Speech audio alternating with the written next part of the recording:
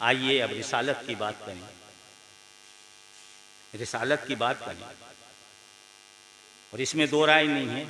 बादस खुदा बुजुर्ग तो ही किस्सा मुख्तसर, औसाफ कहूँ क्या उनके ज़्यादा, खुदा से कम है और सबसे ज़्यादा। अहले बैते पाक की हर सांस को है मुद्दई, हाँ मिलाकर देख ले आयात कुरानी के साथ, हाँ मिलाकर देख ले आयात कुरानी के साथ। जब रिसालत का हम जिक्र करते हैं तो रिसालत एक जगह फरमाती है, नात के मैंने शेर पढ़ी दिए। अब रिसालत का एक ताल्लुक़ और बता दूं, जैसे मैंने वहदानियत का एक ताल्लुक़ बताया और वहदानियत का जिक्र किया, तौहीद का जिक्र किया, और तौहीद के बाद रिसालत, ईमान यही मुकम्मल हो जाएगा। जब तक रिसालत नहीं ईमान नहीं।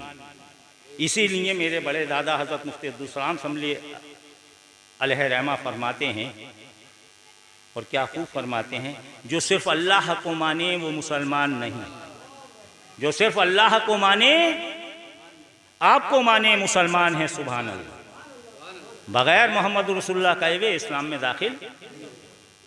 अजान में जब तक मोहम्मद रसूलुल्लाह का नाम ना आए आप नमाज की हिम्मत ही नहीं कर सकते। अजान के बाद नमाज, और जब नमाज में आप शुरू होंगे तो आपको शुरू में भी कहना पड़ेगा कि उनके रास्ते पर चला, और आखिर में जिनके रास्ते पर चलना है उन पर दुरूदो सलातो सलाम भी भेजना हो, आले मोहम्मद। अब इसके बाद भी अंधा ना समझे कि नमाज क्या है, रोज़ा क्या है, हज क्या है, ज़कात क्या है। अब सब सदका है रसूल का और पंजतन का। अब मैं अर्ज़ कर रहा था रिसालत का इकरार सिर्फ ये नहीं है कि हमने कह दिया ला इलाहा इल्लल्लाह मोहम्मद रसूलुल्लाह, बेशक कि हम इस्लाम में इससे दाखिल हो गए। लेकिन उलमा इकराम हों या शयूख हजरात हों, बड़े पीर साहब हों या छोटे पीर जी हों, चाहे वो टीले पे बैठने वाले हों चाहे वो चोटी पे बैठने वाले हों, हर एक इस बात को भी बयान कर देगा कि इकरारुम बिल्लिसान, हमें अपनी ज़ुबान से इकरार करना है इस कलमे का, और तस्दीक करनी है कल्ब से। वाक़या है खलीफा दोयम हज़रत उमर से मंसूब है। रिवायत है कि एक दिन आका ने फरमाया, ए उमर तुम हिजरत कर चुके, तुमने इस्लाम के दिफा के लिए जंगें भी लड़ ली, इस्लाम की हिफाजत के लिए तुमने मुहाफिज भी रहे, तुमने हमारा साथ भी दिया। ए उमर ये बताओ, तुमने अपना घर छोड़ा, बार छोड़ा, इसमें तमाम सहाबा हैं, हज़रत उमर नुमाइंदगी कर रहे हैं तमाम सहाबा की। इसमें यह ख्याल रहे कि कहीं अगर हज़रत अबू बकर का नाम आ रहा है तो तमाम सहाबा उसमें शामिल हैं, कहीं हज़रत उमर का नाम आ रहा है तो तमाम सहाबा उसमें शामिल हैं, हज़रत उस्मान का कहीं ज़िक्र आ रहा है तो उसमें तमाम सहाबा शामिल हैं, और अली का ज़िक्र अगर आ रहा है तो पूरी कायनात शामिल है। तो ये तमाम का जिक्र जो है वो सब नेक बंदों का जिक्र है, सालेहीन बंदों का जिक्र है, शोहदा का जिक्र है। ये जिक्र वहीं जाकर ठहर जाता है। और जब ये जिक्र आया तो खलीफा दोयम से कहा आका ने कि ये बताओ हमसे कितनी मोहब्बत है। अब ये है पैमाना ईमान का, है बड़ी छोटी सी बात, बड़ा ईमान का पैमाना है कि हमसे कितनी मोहब्बत है। ए उमर ये बताओ, हज़रत उमर से फरमा रहे हैं, जलीलुल क़द्र साहबी हैं, खलीफा दोया में, ये बताओ हमसे कितनी मोहब्बत है। ये औना पौना ना मौलवी था ना औना पौना मुसलमान था, ये तो अपना सब कुछ कुर्बान स्टेज पे कर देता है और घर भर लेता है। ये वो सहाबी थे जो घर में भरा हुआ होता है लाके इस्लाम पर कुर्बान कर देते हैं। ये है हज़रत उमर। तुझे तो नाम लेने का भी अभी शऊर नहीं हज़रत उमर का। हज़रत उमर वो है जिन्होंने सब कुछ अपना कुर्बान कर दिया, तो वो है कि हज़रत उमर के नाम पे अपने घर भर रहा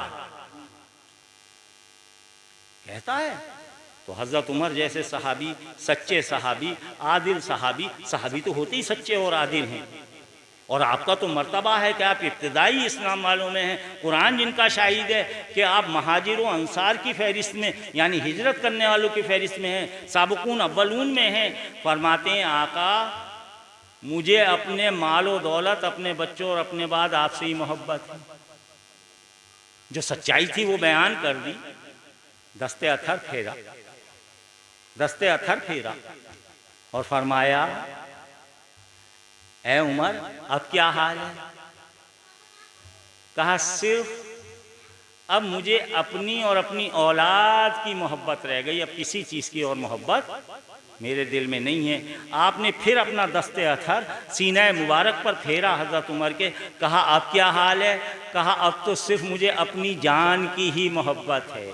जब तीसरी बार हाथ फेरा तो फरमाया अब तो मुझे आपकी मोहब्बत के अलावा कोई है ही नहीं। अब हदीस के अल्फाज ये हैं कि अगर आकाए दो जहां से ज़रा सी भी मोहब्बत कम है, एक ज़र्रा बराबर मोहब्बत कम है, यानी अपनी औलाद को अगर हम तरजीह देते हैं इस कलमे की मोहब्बत पर, तो भी हमारे ईमान में उतनी ही कमज़ोरी है। एक ज़र्रा बराबर भी अगर नुक्स है तो ज़र्रा बराबर अगर मोहब्बत में नुक्स है, पोथी पढ़ जुग गया पंडित भया ना कोई। तो पता चला मोहब्बत आखिरी दर्जे पर आका से हो तब मुकम्मल ईमान है। और जब आपने हाथ फेरा तो बता दिया हमसे मोहब्बत भी वही करता है जिसके सीने पर हमारा हाथ हो। वो कर ही नहीं सकता जब तक के दस्ते रिसालत ना आए।